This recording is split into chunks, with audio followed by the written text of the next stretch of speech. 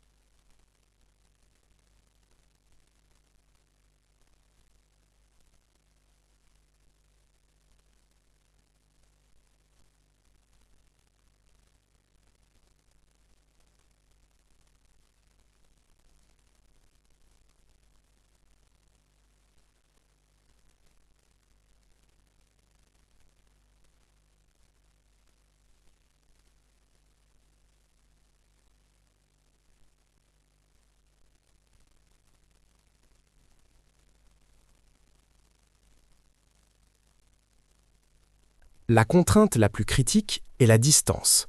Le coup doit être délivré à moins de 8 cm, sans aucun élan. Ces conditions sont une cage. Elles annulent délibérément la vitesse et le jeu de jambes, les atouts maîtres de Lee, pour ne laisser que la masse et la résistance d'Ali. L'arrogance d'Ali n'est pas feinte, elle est l'armure naturelle d'un homme qui n'a jamais connu de véritable égal.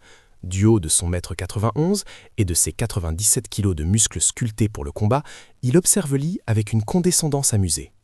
Pour le champion du monde, cette démonstration est une parenthèse ludique, une occasion de satisfaire sa curiosité pour les arts martiaux tout en réaffirmant la suprématie de sa propre discipline.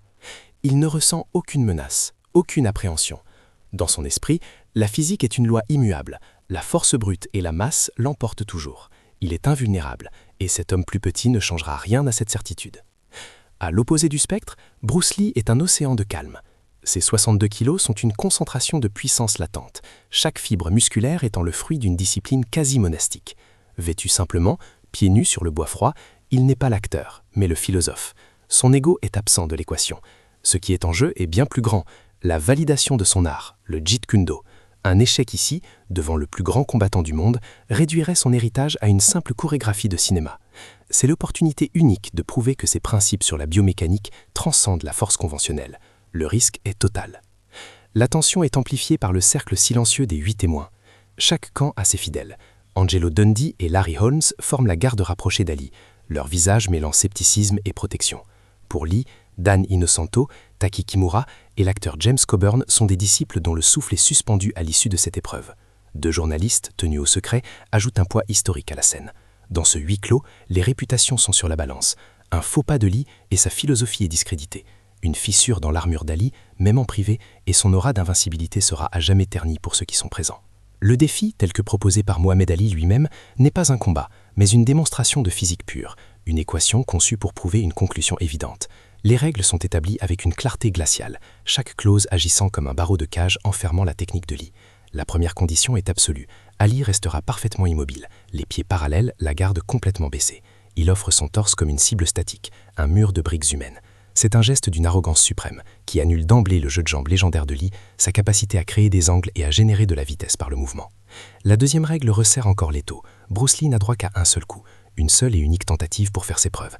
Pas de combinaison, pas de feinte, pas de seconde chance. Tout se joue sur un instant unique, un seul point de contact dans le temps et l'espace. La cible, elle aussi, est imposée avec une précision chirurgicale. Le coup de poing fermé doit atteindre le plexus solaire. Ce point spécifique sous le sternum est nulle part ailleurs. Frapper la tête ou toute autre partie du corps est formellement interdit. Le défi est ainsi réduit à une question de force brute contre résistance sur un territoire choisi par le champion. Mais la contrainte la plus critique, celle qui semble sceller le destin de la démonstration, est la distance. Le coup doit être délivré à moins de 3 pouces, soit environ 8 cm. C'est une distance si infime qu'elle semble défier les lois de la puissance.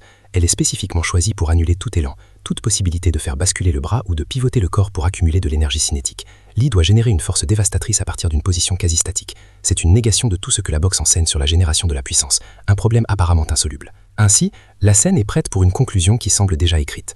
D'un côté, 97 kg de masse musculaire et de résistance éprouvée au plus haut niveau mondial. De l'autre, 62 kg privés de leurs atouts majeurs, la vitesse, le mouvement et l'élan. Les règles ne favorisent pas seulement Ali, elles sont une réfutation active des principes de Lee. Aux yeux des témoins et surtout aux yeux d'Ali, le résultat est une certitude mathématique. La masse l'emportera, la force conventionnelle prévalera. L'expérience est conçue pour être une formalité, une réaffirmation de l'ordre naturel du combat.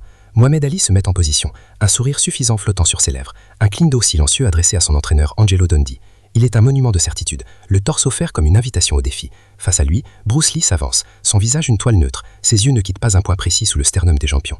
Avec une lenteur calculée, Lee lève sa main ouverte, mesurant la distance. Ses doigts effleurent presque la peau du boxeur, une touche fantôme qui suspend le temps. Puis il la rétracte. Le silence dans le dojo devient une pression physique, une entité palpable. Pendant une seconde qui s'étire en une éternité, rien ne bouge. L'immobilité est totale. Puis, le mouvement naît, non pas du bras, mais des profondeurs du corps de Lee. C'est moins une action qu'une contraction, une vibration fulgurante qui part de son pied ancré au sol, remonte le long de sa jambe, se tord dans ses hanches et explose à travers son torse jusqu'à son poing fermé. Le poing ne parcourt pas la distance, il l'annule. Les 8 cm disparaissent dans une détonation de vitesse si pure qu'elle est plus ressentie que vue, une onde de choc libérée dans l'air immobile.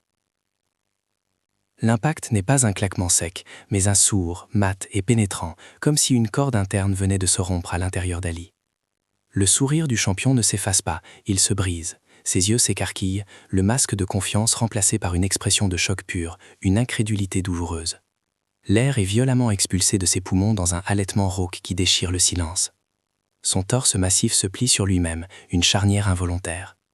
Ses genoux, incapables de supporter le poids d'un système qui vient d'être déconnecté, cèdent instantanément. Le corps de 97 kilos ne tombe pas, il s'effondre. La chute est verticale, soudaine, sans la moindre résistance. Avant même que son corps ne puisse heurter le plancher en bois verni, Angelo Dundee et Larry Holmes bondissent en avant, leur réflexe interceptant la masse inerpe. Ils le soutiennent, luttant pour maintenir le géant debout. Entre le premier frémissement du corps de Lee et le moment où Ali est soutenu par ses hommes, l'horloge n'a avancé que de 3 secondes. 3 secondes pour éteindre la plus grande icône de la puissance physique au monde. Le premier son à percer le silence n'est pas une parole, mais le crissement des chaussures d'Ali glissant sur le bois verni alors que son corps s'affaisse. Les 8 témoins sont figés dans une immobilité absolue, leur visage des masques d'incrédulité totale. Le temps semble s'être suspendu. L'acteur James Coburn a la bouche grande ouverte, une statue de stupéfaction, son esprit incapable de traiter la séquence qu'il vient de voir. Le dojo, auparavant chargé d'une tension électrique, est maintenant empli d'un vide assourdissant. L'aura d'invincibilité du champion s'est évaporée dans ce silence, laissant place à une question muette et partagée par tous. Que s'est-il passé ? Angelo Dundee, l'entraîneur, soutient le corps massif et blême d'Ali qui peine à reprendre son souffle, mais son regard n'est pas tourné vers son protégé. Ses yeux sont fixés sur Bruce Lee et son expression n'est pas hostile, mais empreinte d'une stupeur qui frôle la peur. En face, Lee n'a pas changé d'expression, il a simplement reculé d'un pas, observant le résultat de son action avec la distance clinique d'un scientifique analysant une expérience. La dynamique de pouvoir dans la pièce s'est inversée de manière instantanée et violente. Le géant invincible est désormais sans défense, l'homme plus petit est la force dominante. Le résultat n'était pas le produit de la force musculaire brute, mais de la physique appliquée et de la neurologie. Ce n'était pas un coup de poing, mais une équation. Bruce Lee a utilisé le principe du coup de poing à 1 pouce, une technique qui ne dépend pas de l'élan, mais d'une coordination parfaite de tout le corps. La force a été générée du sol, voyageant à travers la chaîne cinétique, une impulsion du pied, amplifiée par la rotation explosive de la hanche et du torse, et finalement libérée sur un point d'impact minuscule avec une vitesse fulgurante. Le coup ne visait pas à endommager le muscle, mais à transmettre une onde de choc directement au plexus solaire, un dense conglomérat de nerfs situé sous le sternum. L'impact a provoqué un choc neurogénique aigu en surstimulant le nerf vague, entraînant une paralysie diaphragmatique temporaire, une chute soudaine de la pression artérielle et un effondrement du système nerveux autonome. Contrairement à un coup de poing de boxe qui répare la force pour causer un traumatisme par contusion, le coup de Lee a été conçu pour une seule chose, éteindre le système d'exploitation du corps. Il faut près de 2 minutes à Mohamed Ali pour retrouver pleinement sa capacité à respirer et à se tenir debout sans aide. Il n'y a aucune colère sur son visage, seulement une confusion profonde et sérieuse qui a balayé toute trace d'arrogance. Sa première question à Bruce Lee, prononcée à voix basse, est un murmure d'incrédulité. Comment diable as-tu fait ça ? Lee lui explique brièvement le principe de la transmission d'énergie, non comme une vantardise, mais comme un fait physique. Le respect remplace la condescendance dans les yeux du champion. Il se serre la main et Ali admet de n'avoir jamais ressenti un tel impact. Un pacte de silence est alors scellé entre tous les témoins pour protéger l'image publique du champion. Bien que l'incident n'ait jamais été évoqué publiquement, il a profondément influencé la philosophie de combat de Mohamed Ali. Des analystes ont par la suite noté un changement subtil mais décisif dans ses combats supérieurs, notamment lors de son affrontement historique contre George Foreman. Ali a démontré une capacité sans précédent à absorber les coups et à utiliser l'énergie de l'adversaire contre lui, une stratégie qui faisait directement écho au principe que Lee lui avait démontré. Cette leçon privée, loin des caméras, a planté une graine qui a fait évoluer l'un des plus grands combattants de l'histoire, le poussant au-delà de la force brute. Pour la communauté des arts martiaux, l'événement qui a filtré au fil des ans comme une rumeur insistante et quasi mythique est devenu la preuve définitive de l'efficacité du Jeet Kune Do. Il a cimenté l'héritage de Bruce Lee, non pas comme un simple acteur charismatique, mais comme un véritable révolutionnaire du combat, un philosophe dont les théories avaient été validées face à l'incarnation même de la puissance. Cette histoire, chuchotée dans les dojos du monde entier, a séparé l'artiste du scientifique, transformant la légende de l'écran en une icône de l'efficacité martiale pure, dont les principes ont été prouvés contre le meilleur. Cette histoire démontre de manière irréfutable que la véritable supériorité au combat ne réside pas dans la masse ou la force brute, mais dans la compréhension profonde des principes qui gouvernent le corps humain. Elle prouve que la connaissance de la biomécanique, de la neurologie et de la transmission d'énergie peut annuler l'avantage physique le plus écrasant. Le coup le plus dévastateur n'est pas celui qui brise l'os ou déchire le muscle, mais celui invisible et précis qui éteint le système nerveux qui contrôle tout le reste. La puissance ultime n'est pas celle que l'on voit, mais celle que le corps est incapable de comprendre.